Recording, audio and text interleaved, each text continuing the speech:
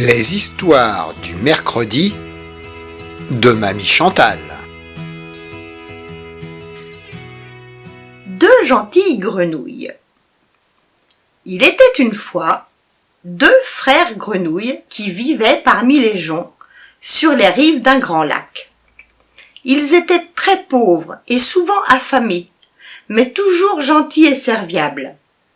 Au milieu du lac se trouvait une magnifique île, où résidait le roi des fées et toute sa cour. Le soir, les grenouilles apercevaient parfois les lumières scintillantes aux fenêtres du palais des fées, et elles entendaient les accents d'une douce musique flottant sur l'eau calme. Elles savaient alors qu'un bal avait lieu, et elles sautaient sur les feuilles des nénuphars pour regarder les fées voler des bois jusqu'au palais dans leurs jolies robes de bal.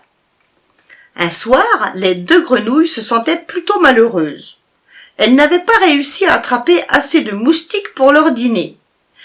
Pire encore, quand elles arrivèrent à leur pauvre abri en jonc, elles découvrirent qu'une tortue y avait fait irruption, écrasant leur lit dans la boue et renversant les murs. Les frères grenouilles durent tout reconstruire avant de pouvoir commencer à préparer leur maigre repas.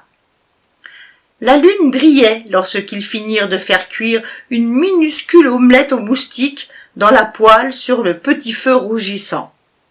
Ils étaient en train de partager l'omelette en deux parts égales et de les garnir de cresson quand un poisson rouge sortit sa tête hors de l'eau près de la rive.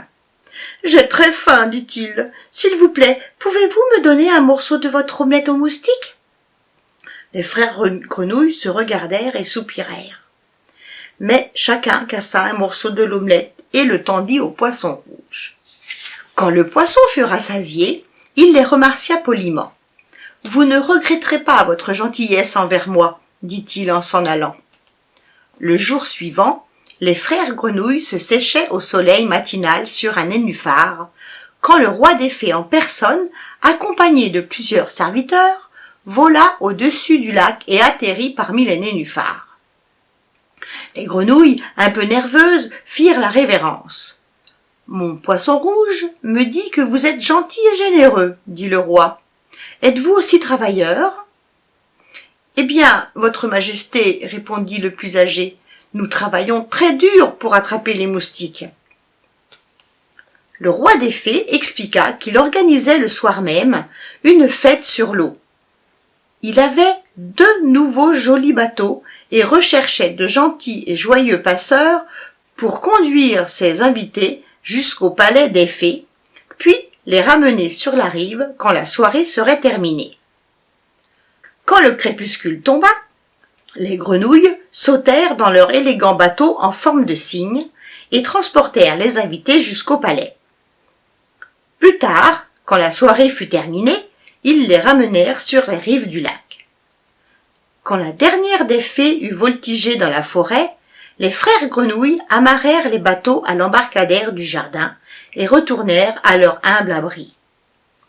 Mais quand ils atteignirent leur maison, ils ne purent en croire leurs yeux. À la place de leur simple demeure dans les joncs, ils trouvèrent une magnifique petite maison. Elle avait deux fenêtres brillantes et à l'intérieur une petite lanterne était posée sur la table recouverte de succulents mets provenant de la fête des fées. Quand les grenouilles eurent mangé à leur faim, elles sautèrent dans leur petit lit et s'endormirent sur leur couverture en duvet de chardon. Elles n'avaient encore jamais connu tant de confort. Par la suite, le roi des fées fit souvent appel aux grenouilles pour transporter ses visiteurs sur l'île ou parmi les nénuphars. Les deux frères étaient toujours bien récompensés. Ainsi, les grenouilles vécurent à jamais heureux et à leur aise. Et voilà, c'est terminé. À la prochaine lecture.